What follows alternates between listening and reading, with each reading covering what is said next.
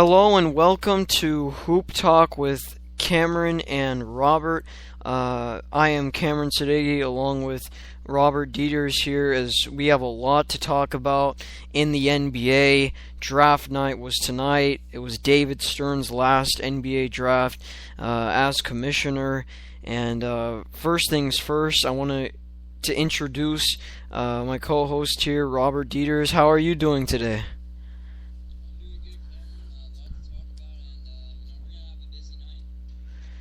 Exactly. One of the busiest topics actually happening actually right now. The Brooklyn Nets and the Boston Celtics agree to a deal where the Nets will be getting Kevin Garnett, Paul Pierce, and Jason Terry, while the Celtics will get Keith Bogans, Reggie Evans, Chris Humphries, Shenangelia, and Gerald Wallace, plus first-round picks in 2014, 2016, and 2018.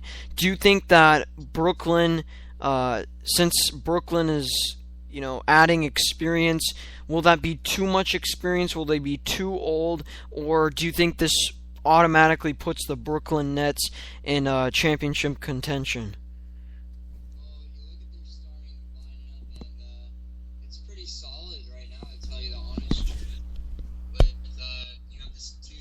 Up there, Deron Williams and Brooke Lopez. And now, you pretty much just added a whole bunch of new players, a whole new core. Now you replace Reggie Evans with Kevin Garnett. I mean, wow, that's pretty awesome. You get Paul Pierce as your small forward, and I think Jason Terry could be your shooting guard. I mean, those are gonna be the five guys on the court. No doubt. They pretty much just traded two starters. Bench players and round picks. I really think the Brooklyn Nets got the better side of this one, in my opinion, because I think now the Nets can. I think this is gonna be their 1 year run. I have to say that the Celtics. Well, I think Brooklyn is really gonna put them in championship contention because you got Kevin Garnett and Brooke Lopez down there, and they're really good defensive big man, and Paul Pierce is really a guy that can offer you a lot in the offensive department. He can go inside and get to the free throw line, and that's something that Brooklyn needs because they struggle with that. They get really complacent. So I think for Brooklyn, it really is a great deal. Do I think they're going to go to the NBA Finals? I don't know. They have to go beat the big bad Heat and the Indiana Pacers, and possibly their crosstown rival, the New York Knicks.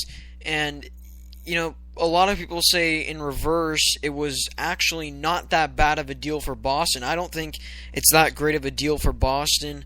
What do you think about this deal that Boston gets? They get a lot of picks and complimentary players for the Boston Celtics. Well, you look at Boston, they lose Doc Rivers, and now they just pretty much lost their pretty much three best players in my opinion. But you still have Rajon Rondo there coming off an injury.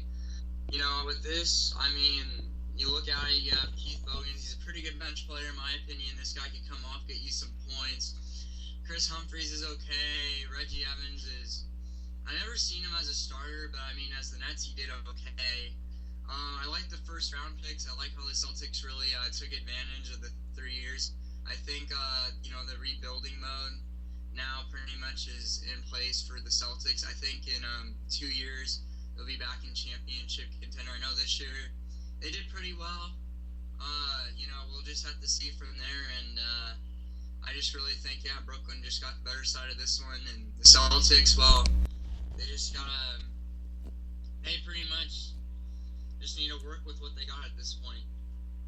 Yeah, I personally think that this deal was pretty good for Boston. I mean, it wasn't the best, ideally in a rebuilding situation, because Gerald Wallace has a huge contract, really unnecessary for him to. I mean, he's a really good player. Don't get me wrong, but Gerald Wallace is not the same like he used to be when he was with Charlotte, when he was with Sacramento, and that's not the same Gerald Wallace that we're all accustomed to. And then you got Keith Bogans. Yes, he's a good defensive player, but he's not a guy that is going to change your franchise, and I can go on and on and on.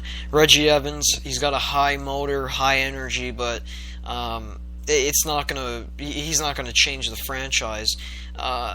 The picks, in my opinion, they're pretty good, but okay, they're going to be high first-round picks, assuming if Brooklyn does well, because they're quote-unquote unprotected first-round picks, because we have no idea how Brooklyn's going to do in those years. But I'm guessing that Brooklyn will be a playoff team in those years to come, so it's not like they're going to get possibly the first pick in the draft. So these picks that they've gotten are really kind of meaningless. Again, I've heard sources say that they are going to shop for Rondo, and Rondo may leave. At the trade deadline, they may make a deal. I don't know what they're going to do there with Rondo, but this situation, it's definitely a rebuilding process, and I feel like we need to know the head coach first before we can start making a judgment and gauging how long it's going to take before they get to the playoffs.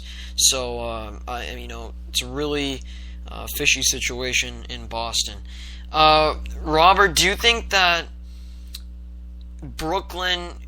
Jason Kidd will be able to handle this entire group and make them go further than they did in the playoffs, getting bounced out of the first round?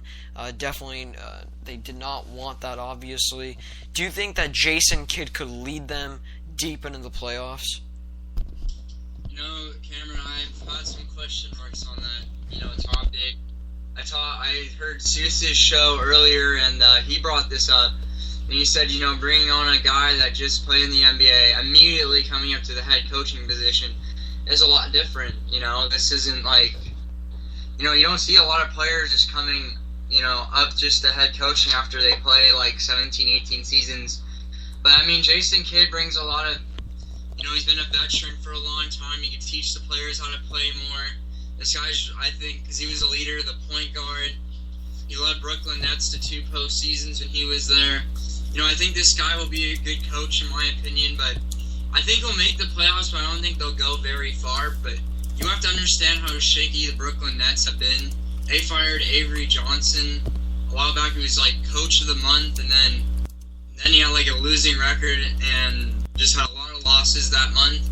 Boom, gets fired. You don't know what's going to happen with Brooklyn. It's always unexpected. Yeah, I think Brooklyn needs to be a little bit more patient with the process. Like, again, I was not a fan of Avery Johnson getting fired. Look, I like PJ Carlesimo a lot. He's a really good guy, really good person, really good coach. But, again, Avery Johnson has done such a great job in the NBA as a head coach that it was really unnecessary and a really impatient move on Brooklyn's part. There's no reason whatsoever for Brooklyn to give up a coach that took the Dallas Mavericks all the way to the NBA Finals and was on the cusp of an NBA championship. I think it would be unfair for Kidd. They can't be impatient with Kidd. They've got to be calm throughout the process, make sure that Kidd has the room to maneuver and just get through things, because if they're going to put too much pressure on Kidd has no experience as a head coach or as an assistant coach in formal coaching.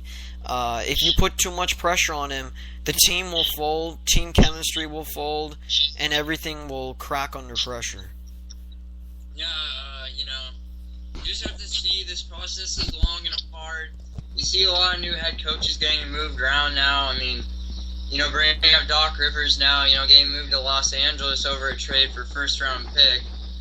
I thought this was a shaky move, but now the Clippers might become a good team this year. Doc Rivers brings a championship mode into Los Angeles. And, Chris Paul is now going to be, he's a free agent, but, with Doc Rivers there, he might stay. So this is going to be surprising. Doc Rivers really wanted some of his players from Boston to come over, but, David Stern wasn't going to make that happen. So, with the new team, they have DeAndre Jordan, Blake Griffin, and, hopefully they do get Chris Paul back, in my opinion. I think they will get him back, but you'll have to see, because, Chris Paul and Dwight Howard, I've heard talks saying that they want to go to the same team right now. And, I hope, Chris Paul makes the right decision staying with the Clippers, but as I said before, everyone has shaky head coaches. For example, the Warriors. Mark Jackson had a losing season in his first season. Did we fire him? No. We did not. We did not fire Mark Jackson over a losing season. He came back, led the team to the playoffs, and, we didn't get past the Spurs, but at least we got 2 wins over them. After the 3 series in the playoffs, before we had to play Miami, we were the only team that actually got wins against San Antonio. I think that's pretty impressive in my opinion. Give Jason Kidd a chance, see if he can get this team going. With some new veteran players, I think this guy can really get them to the playoffs. Yeah, I agree with you there. I think, again, Billy King is one of the better GMs in the NBA, but at times he pulls the trigger a little too quickly. I like Billy King a lot, but sometimes, he's a little impatient. I understand he's so desperate to win, but it's a process. You got to go through the process. It's going to be some growing pains, but you got to gut it out. Let's take a quick break, 30-second break, but before that, I want you to know that you can call to get on the show. 949-456-2911 will be the number for you to dial in if you want to be on the show. Or you can tweet me at SM_Cameron on Twitter. Or you can comment on the green bubble. You can click the green bubble and type away. So let's take a quick break, and we will be... Okay. You know what? Never mind. Actually, we won't be having a commercial break. I'll tell you a little bit later for that. But let's move on to the NBA draft. Anthony Bennett was selected first overall in the NBA draft, and a lot of people were surprised. Even Bill Simmons had a really surprised look on his face. It's been all over the internet with his facial expression about the pick. Do you think that Anthony Bennett going to the Cleveland Cavaliers will truly help this franchise? That's a trick question, to tell you the honest truth. It took a really big risk not taking Peters, in my opinion. Everyone thought, he's going to be first-round pick. No, he goes all the way to 6. That's shocking to me.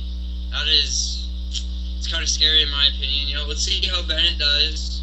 Let's see how much he can benefit. I know Cavaliers have had success with Kyle Irving, and he got Rookie of the Year. So I think Cleveland Cavaliers have a lot of confidence in Anthony Bennett, and we'll just have to see how the season plays out. Yeah, I think that this move is not that great because, look, they couldn't go for a guard because they have really great guards in Cleveland. Big men, So, there aren't that many great big men in this draft. So, at the end of the day, I personally, this is a wild card because Bennett, in my opinion, is not in good playing shape for the NBA. He might have to draw up some weight depending on the position that he's going to play, obviously. So it's going to be hard for Bennett. I don't think it's going to be an easy transition. It's just a tough situation. I don't know what to make of this. It's just a big wild card. So, do you think that Bennett will fit well into the system? Because he even says that he could play small forward or power forward. Do you think it's okay for Bennett to be versatile and be a hybrid, or do you think that Bennett really needs to have a clear position in mind? I don't think he has a really clear position in mind yet. It's just Cleveland is an interesting team. They really do need some down low, and they haven't had very good success. I mean, they do have the guards, as you said earlier. The guards are pretty damn good, in my opinion. And, the down low really needs to improve.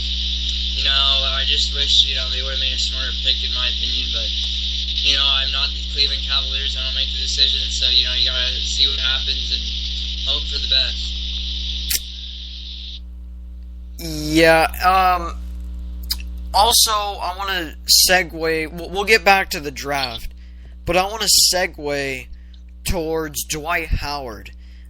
Dwight Howard, unlikely to resign with the Lakers. Many sources have come out and say that, and there's a sign at Staples Center saying, "Dwight, please stay." People are calling it pathetic, crazy, but Howard, a lot of people are saying Howard is most likely going to be on the Mavericks or the Houston Rockets. What do you think would be the best destination for Dwight Howard? Say Houston. They only have Omar Sheik. He hasn't done very well this season, in my opinion. James Harden has really had to carry the team throughout the whole season. They did make the playoffs, but, I think Dwight Howard would really help the team out a lot more. Take a lot off of James Harden. And, he brings a lot to the team. But, if he stayed in LA, the thing is, he would have most of the work on his hands. Without Kobe there for a while with a torn ACL, you really just have to work hard, and I just can't see Dwight Howard doing all the work for a while. I mean, in the playoffs, he really had to prove himself in there. And, they got swept by the Spurs. But, I think Dwight Howard would just be a good fit in Houston. I really like I think he would really fit well in that kind of town like he did in Orlando. So, I think that would just be the best. I don't want him to go back to LA, in my opinion. I mean, he's not interested. And I think if Kobe was there, though, I think he would stay. Well, he's even said that he doesn't like the culture in LA. He even had a few complaints about the fans with the Lakers. And look, I think it's a bad situation there in Lakerland because they don't have an identity. They just have a bunch of big names with no true identity. They're not a team where I can point to and say, you know what, they're a fast break offense. They're a really good transition defensive team. They're not that type of team. They've got no identity. They're not a slow down team. I can't tell who they are on offense or defense, and you can't find a blueprint to success. So, and when you don't have that blueprint to success, you're never going to make the playoffs consistently. So I think Houston would be a good spot because you have Kevin McHale, who does like to go up and down, and Dwight Howard likes to run up and down the floor. You got a young nucleus. You got a real true identity, and James Harden, is a really solid playmaker. So I think that would be a good situation there in Houston. A lot of talk also about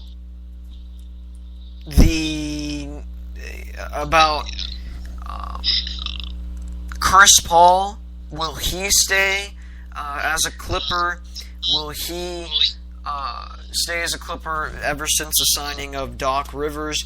Do you think at the end of the day Chris Paul will be a Clipper for life?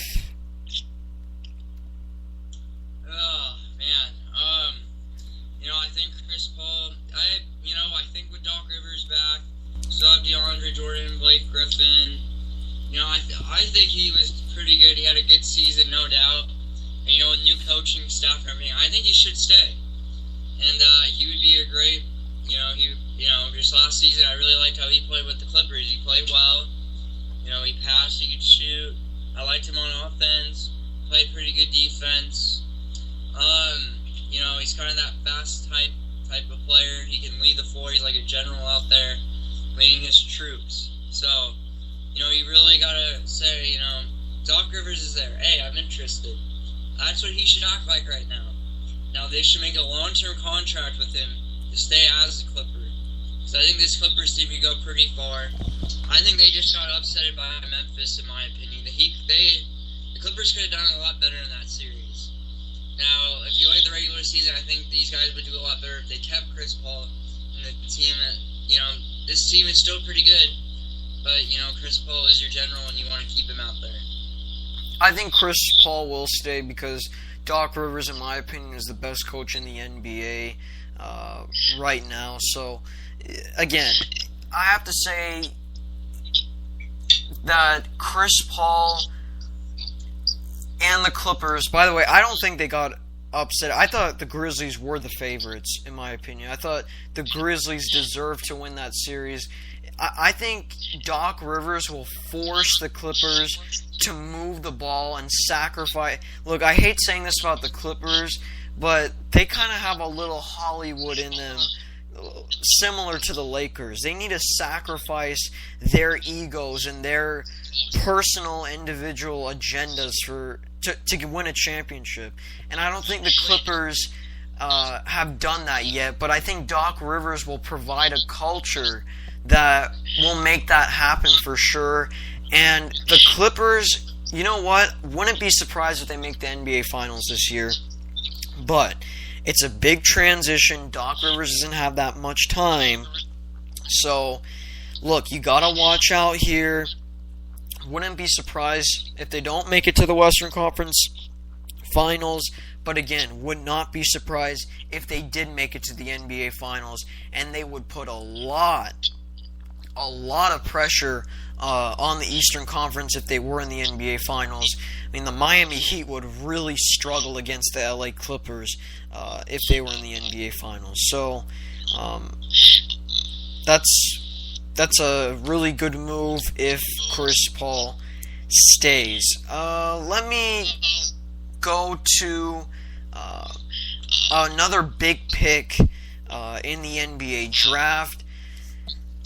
Nerlens Noel goes to the New Orleans Pelicans. Yes, the Pelicans, not the Hornets anymore, but the Pelicans at the 6th pick. Were you stunned to see Nerlens Noel drop that much? Yes, of course. I'm really that shocked.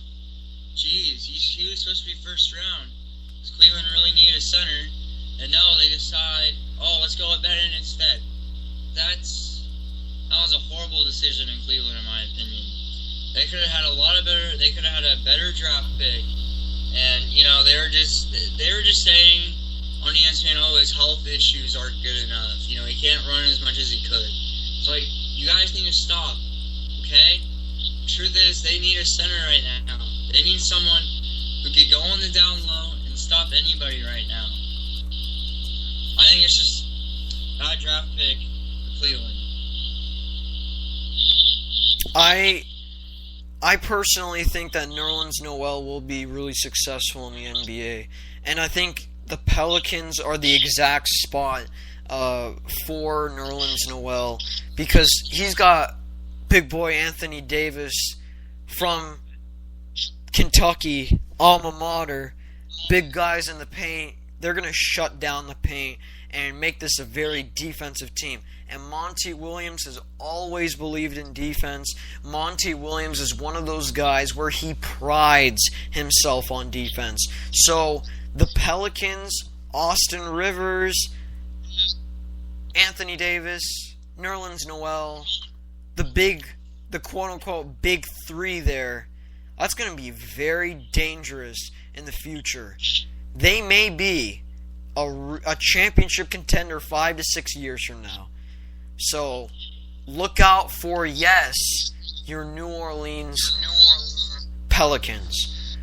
Also in the draft, you saw Victor Oladipo go number 2 to the Orlando Magic. A lot of people are saying Victor Oladipo is the next Dwayne Wade. Do you think that comparison is fair, or do you think that's completely unfair? I would say that's completely fair. This guy really shows talent. He can use his offense very well. I think his first season, he'll struggle in his first few games, but I think he'll finally get used to the NBA. So I think he'll be very successful, in my opinion, especially for the Orlando Magic. They do have some good guards there, and it's a rebuilding mode still for Orlando, no doubt. They're still not going to win a ton of games yet. They're not going to make the playoffs yet, but I think this guy really brings a lot to the table for him. I don't think he's the next Dwayne Wade. I totally disagree. Is he a great player? Yes. Could he develop his game? Yes. But he's not really that complete yet. Offensively, he lacks a jump shot, just like Dwayne Wade, ironically. But he can get to the hole. I got to give him some credit there. But he doesn't have that same explosiveness in driving ability of Wade. But let me tell you this. He's a way better defender than Dwayne Wade. I'll guarantee you that. I think he's a better defender than Dwayne Wade. I think if Victor Oladipo would have dropped all the way down to Chicago, that would have been an amazing fit. But Victor Oladipo is going to the Magic. He'll bring a winning culture, a winning attitude, and he'll shut the best guy down on the opposing team. So I got to give the Magic a lot of credit for getting a shutdown defender in Victor Oladipo.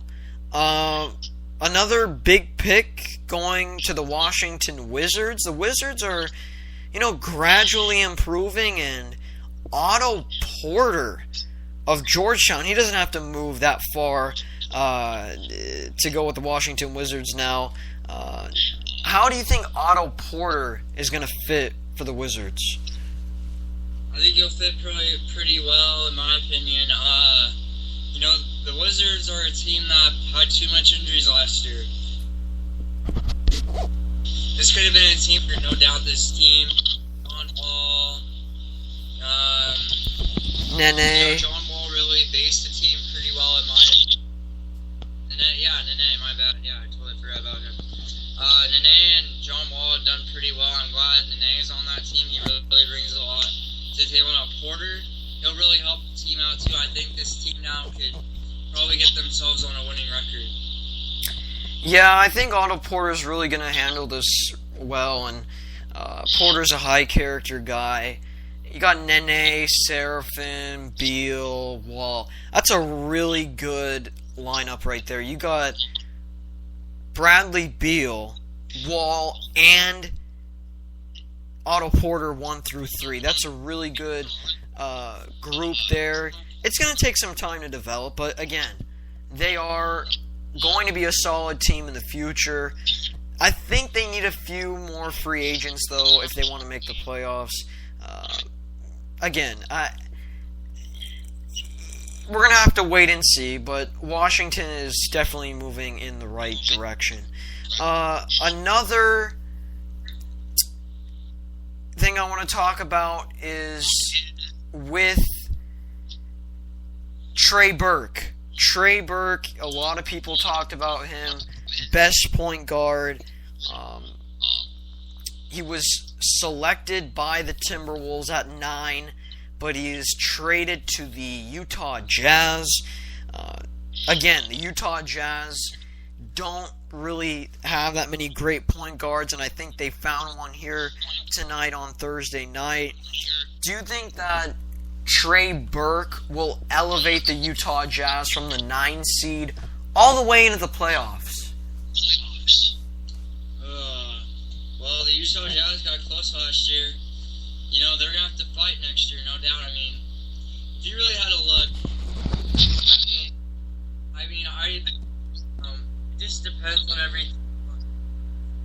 Because, I mean, every team, no doubt. And, I think Utah Jazz could probably make it up.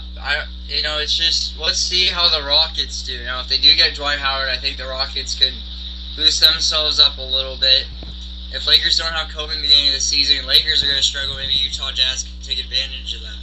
Now, last season, it was very close between those two teams being in the playoffs, but the Lakers came up in that 8th seed. So, let's see what happens. I think the Utah Jazz are going to be competing next year for a spot. The Utah Jazz, I think, will make the playoffs if they keep Favors, Jefferson, Millsap, along with Trey Burke. Finally, they have a perimeter playmaker where if Al Jefferson gets double-teamed and they throw it out to Burke, Burke can make a play.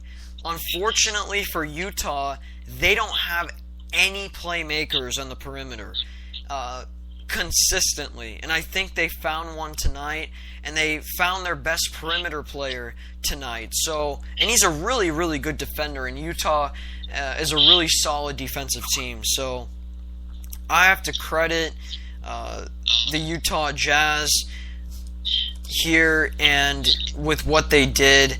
So I'm going to have to say, great move, Utah.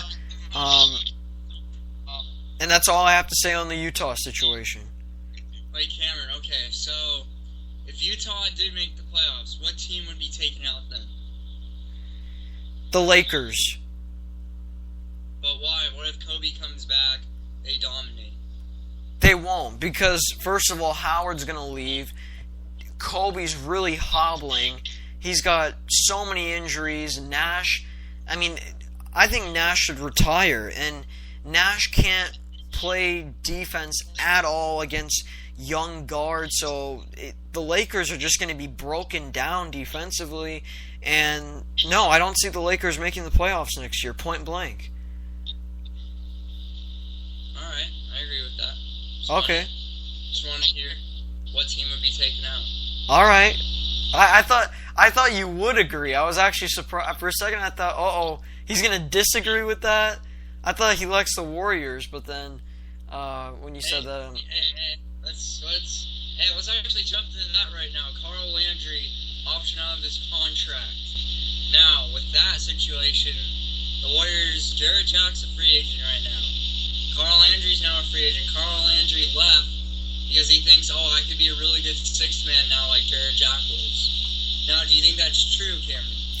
I think Carl Landry. I understand where he's coming from because he is such a great bench guy. The Warriors are blessed to have Jared Jack and Carl Landry. Those are two bench gems for the Golden State Warriors.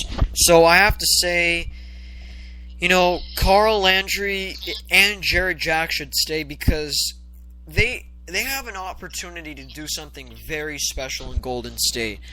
You never know. Golden State could make the Western Conference Finals next year. They can really compete with Oklahoma City and with San Antonio. Hey, they were 2 games away from going to the Western Conference Finals. So, again, the Warriors have a lot of fight, a lot of great talent, and a great head coach to support.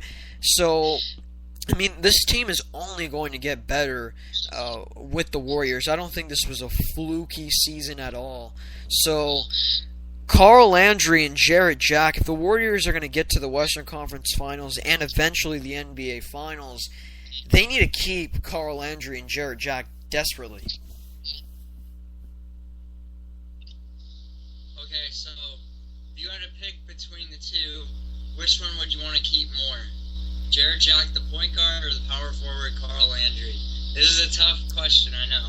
Oh my god, they're equally important, but I'd say Jared Jack because offensively he does more for them, especially getting guys involved and pushing it up the floor. So I'd say Jared Jack is slightly, and I mean slightly, they're both equally, they're really tight, okay? Really important, but if I had to choose, I'd go with Jared Jack.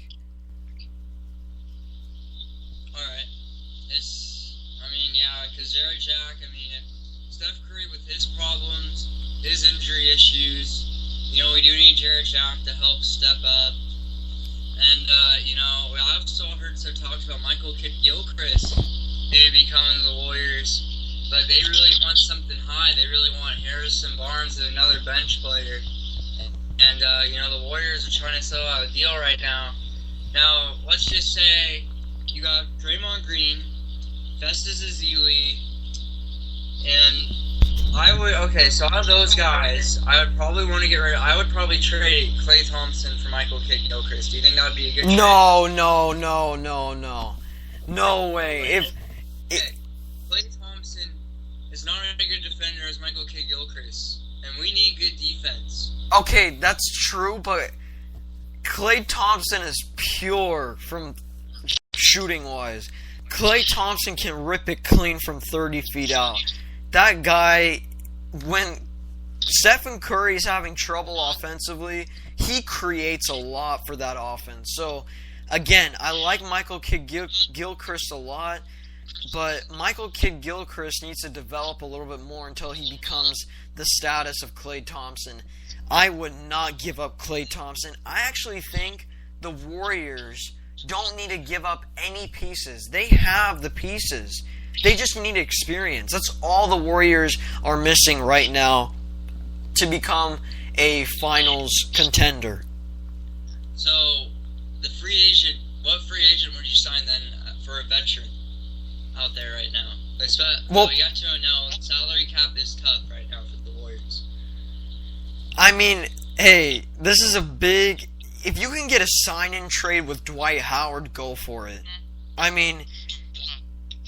the only trade I would give up would possibly be David Lee and Andrew Bogut for Dwight Howard, plus draft picks for Dwight Howard, and then keep Carl Landry, because he's a free agent right now. No, but if they sign Landry and then trade Bogut plus Lee for Howard and draft picks, money, and all that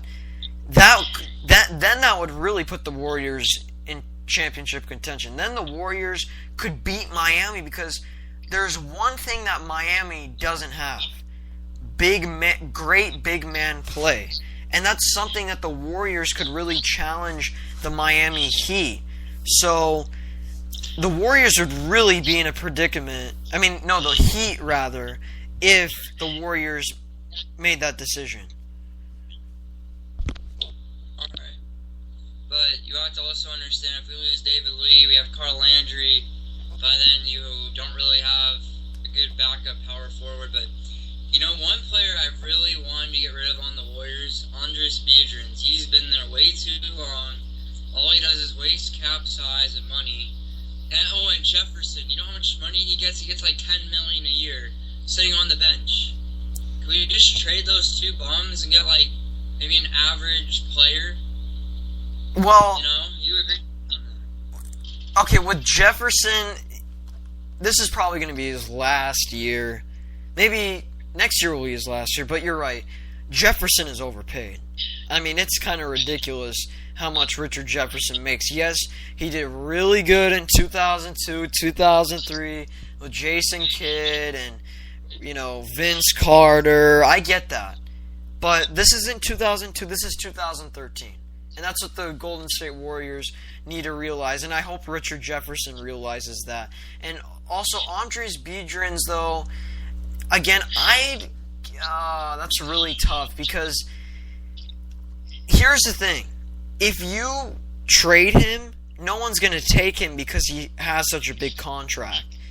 So that's the issue that you're facing. So what would be the alternative for that, Robert?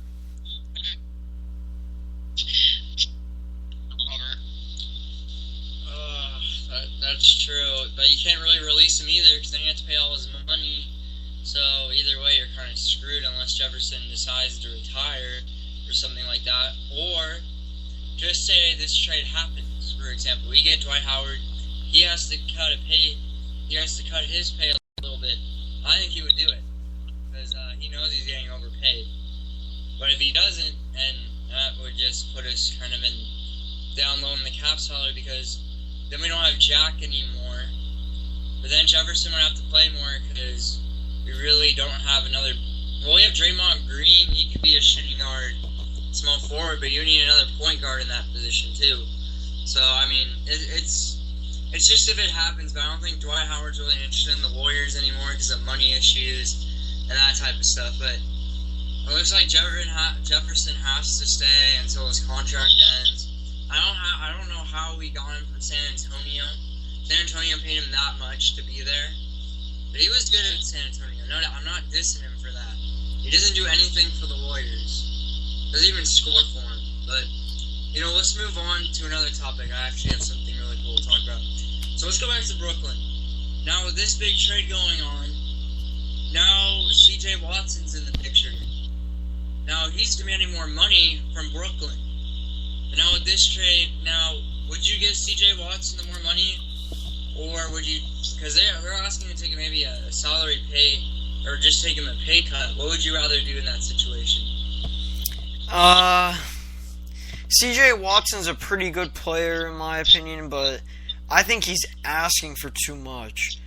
I think C.J. Watson should just take his money and just be comfortable at where he is. Just keep the money and stay. Okay? Brooklyn's gonna, it's a good team there. If I'm Watson, I wouldn't want to go anywhere else unless if you want to go to Miami. I mean, if Miami comes up to you and says, hey, we want you, drop everything and go. But, again, I think he should stay. I think he should stop asking for that much money. And Brooklyn's a good spot for C.J. Watson.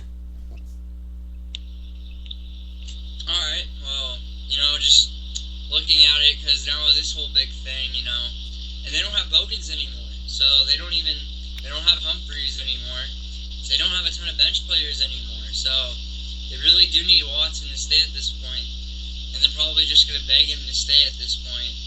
Now, with the Brooklyn Nets situation, they don't have a ton of bench players anymore, so what would the Nets do in this situation? Just buy a couple of free agents and see what happens with that?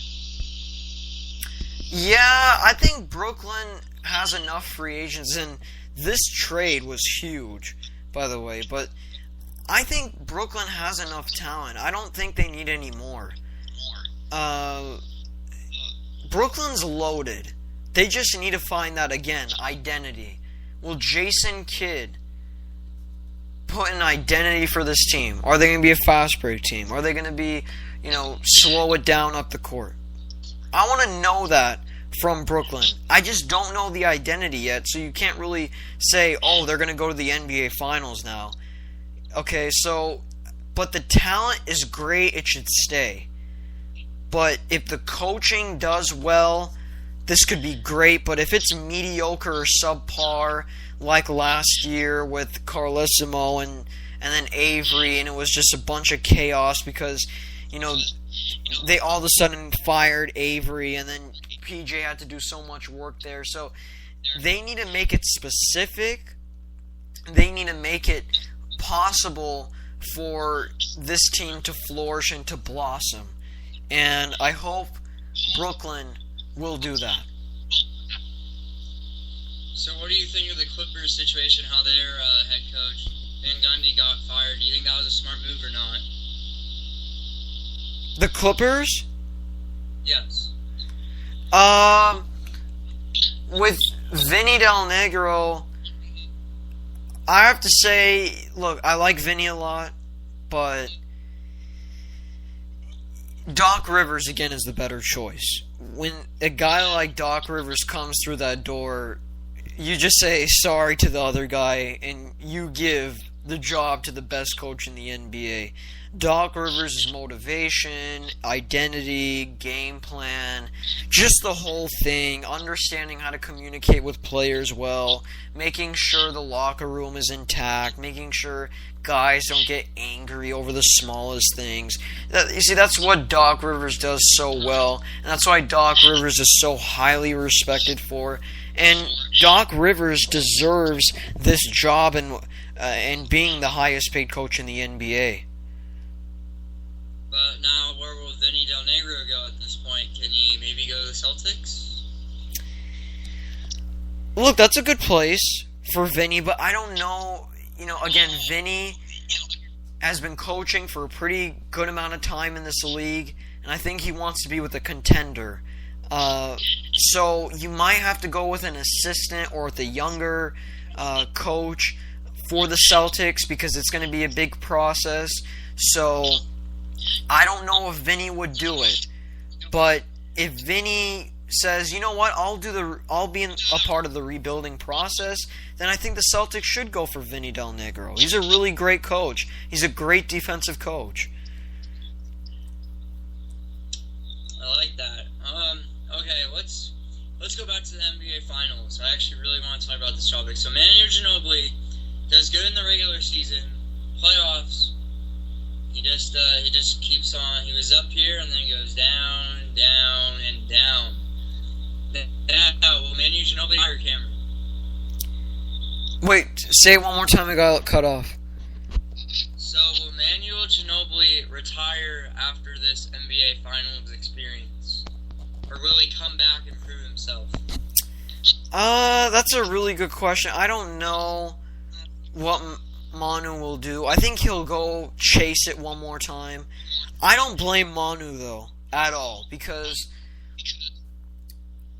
when you're a player, and especially this happens to every basketball player at every single level, when you start losing confidence, you almost feel obligated to make the big play. And I think that's what Manu was trying to do. Try to make the big play. Try to make the big play. Like he did in Golden State. When he made the big three, that's what he was trying to do. Try to make the big play. But he forced it. Just, sometimes it's easier said than done. But Manu should have just calmed down and said, you know what? I'm just going to make the simple play. It may not be an assist. It may not be a basket. But it will be the right decision at the right time. And Manu sometimes didn't do that, and he got a little reckless. I like Manu Ginobili a lot. It was really uncharacteristic of him, but he just lost confidence. And I really feel bad for Manu Ginobili and the amount of criticism that he got, because he doesn't deserve that much criticism, because every single basketball player has experienced what Manu Ginobili went through in the NBA Finals. I agree with that. Tony Parker didn't do so well. He only averaged like 11 points per game. Game 7 just got shut out. And that shouldn't happen to him. He's got to be the playmaker. He's got to make the shots. He's got to help his team out. Now Tim Duncan on the other side. Frustration on that Game 7, that layup. To tie it up. The Spurs had a ton of chances to win that game in Game 7. They could have taken the lead right then and there. They could have tied it up. And they kept on losing those opportunities. Yeah, but I actually think that it was more of Miami's really good defense. Yes, people say Duncan missed the chippy, he missed that little hook that he's made so many times. But Shane Battier played really good defense there, and their rotations are really good. Miami just, again, LeBron James, that freight train, that 6'8",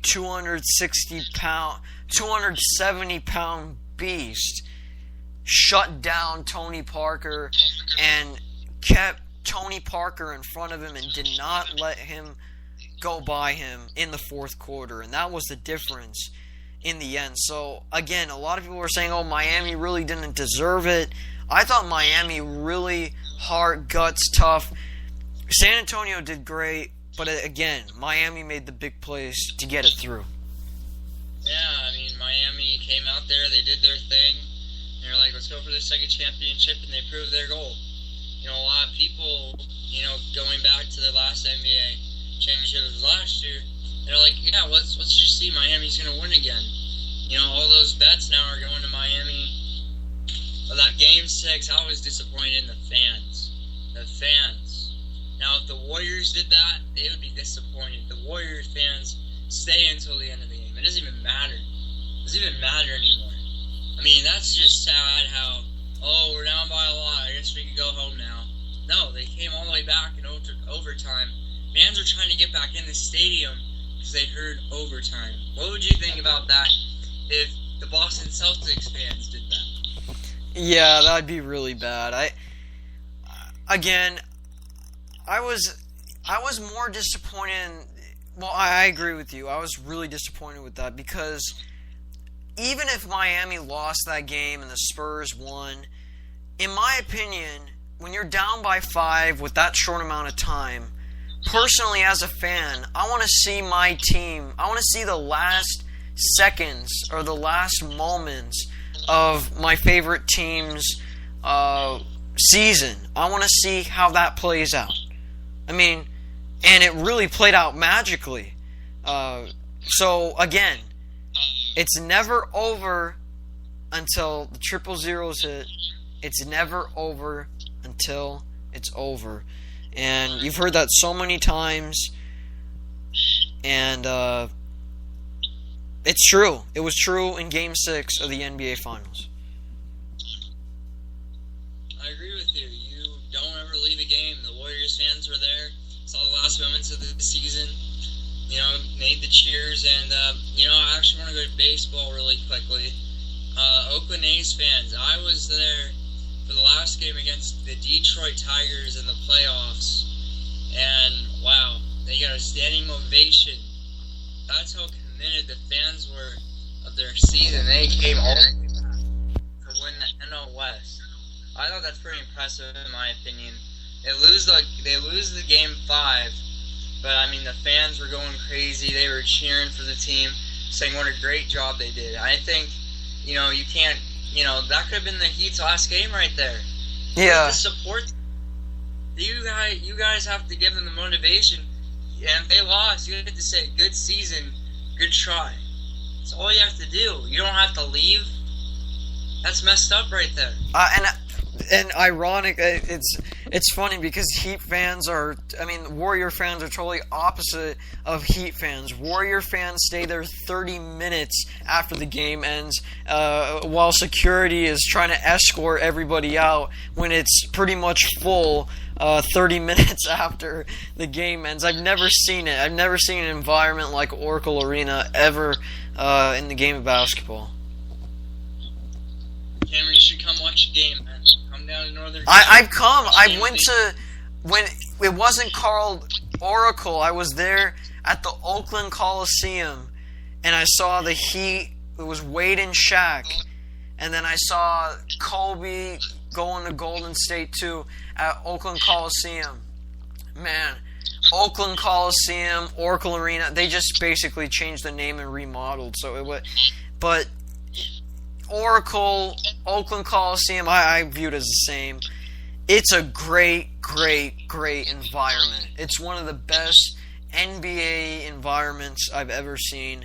And it was a pleasure to be there with passionate fans. Thank you for saying that, Cameron. I know you're a Northern California native, so it's very impressive. So, I want to review on this NBA season. Now, with all the injuries, all the best teams had.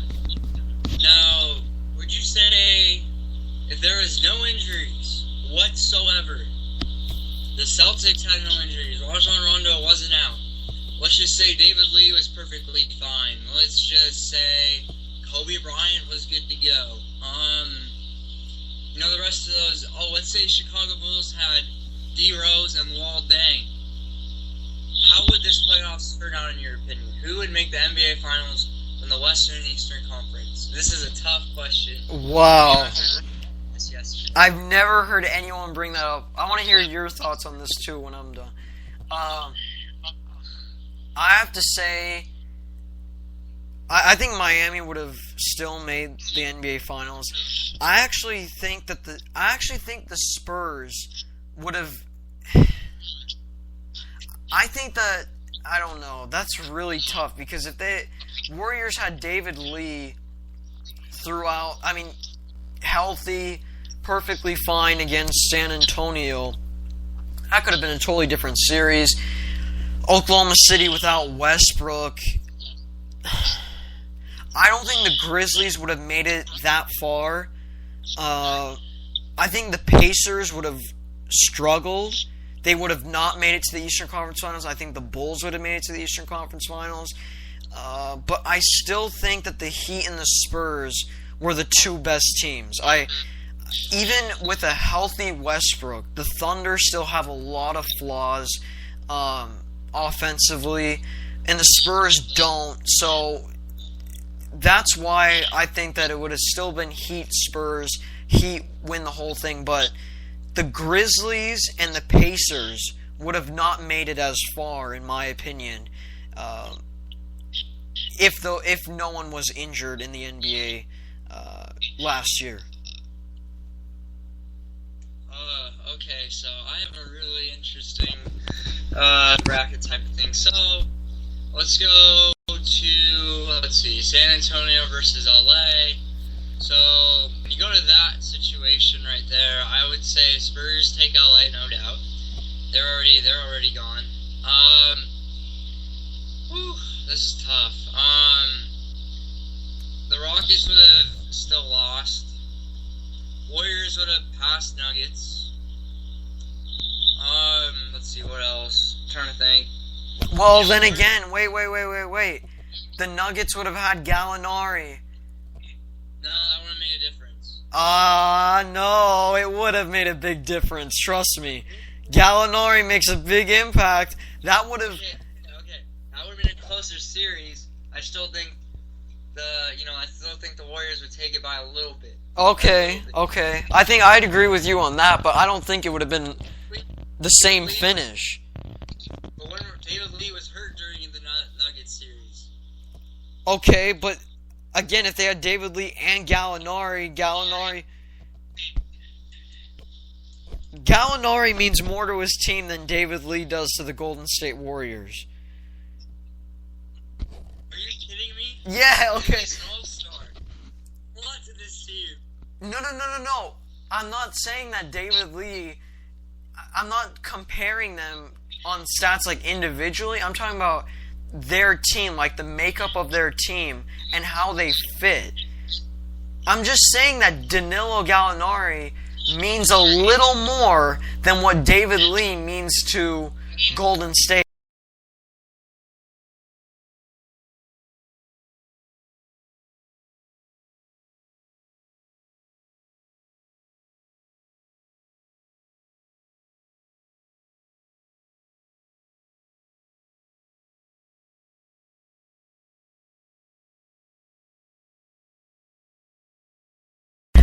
Really, really narrow.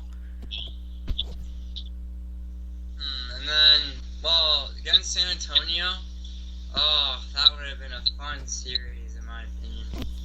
But, that's still tough. I think it would have been a lot closer. I mean, the Warriors got close. But They did. David Lee versus Tim Duncan would have been a really good matchup between those two. I said you have Splitter versus Bogut. I mean, Bogut was hurt during that series a little. He said he had some really bad pain in his legs or something like that. So that would be tough. Memphis would have made it. I still think San Antonio could probably make it. No doubt. I think, but it would be a lot closer for NBA Finals. Also, I actually changed that. I think it could have been OKC versus San Antonio. And then, let's go to the Eastern. Now, if the Bulls have D Rose and the whole thing now, I think they could have made it to the finals. They're stacked now. They have Noah, they have Boozer. No, What? there's no way that... Look, I like Chicago a lot, but again, Miami, that series would go to 7, but Miami would win that series. Because, again, LeBron against Derrick Rose, in the fourth quarter, LeBron would be guarding Derrick Rose. And Derrick Rose, in the past, has not been able to create space and score in the fourth quarter against LeBron because LeBron's such a great defender. And I think that would have been the same storyline in the Eastern Conference Finals this year if the hypothetical that you put out. So I totally disagree with you. I think the Heat would be in the NBA Finals. Okay, let's look at this. Celtics have Rondo now. Now they could beat the Knicks. The Knicks could be out right now. Would you agree with that? I think the Knicks were going to be out. You know what? If Rajon Rondo was there, the Knicks would be out. Because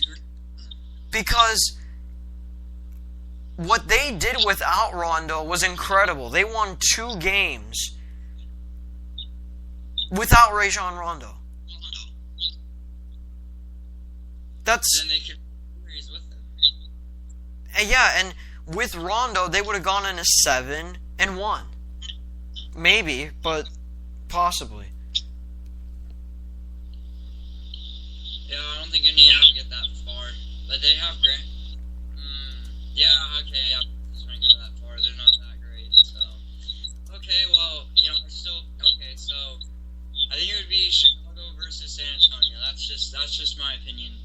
And I know you're going to disagree with me, but that's just my opinion, no doubt. This is just the debate saying if all the teams were healthy, no one got injured during the finals, no one was hurt for like 1 game, then it would be a really interesting matchup. So, this is a good debate. I really liked it. Yeah, and that's the end of the show. Hoop Talk with Cameron and Robert here on Spreaker.com. Any last words? So our national sports team will be meeting up in LA in almost 2 months now, huh, Cameron? I mean, about a month and a half. So we're going to have some big shows coming up in August. We're going to be glad to see all of you guys. We can't wait to have the support from you guys. It'll be a fun, we're going to have a 3-hour show. I don't know how, at least something long enough for you to hear us. Our whole national school will be there. Maybe we'll be gone. But, I can't wait to see all of you guys back at camp. We're going to have a lot of Cameron, you take it out. Yep, it was a great show today, and something really crazy just happened on ESPN. Bill Simmons and Doc Rivers. Doc Rivers took a shot right at Bill Simmons. I'll tell you about that the next show that I have. Really crazy. I'm going to hear the video after this show is over and tell you all about it the next show. But really crazy. Doc Rivers got mad at Simmons. A lot of people are talking about it right now. So thank you very much. And like always, hasta luego.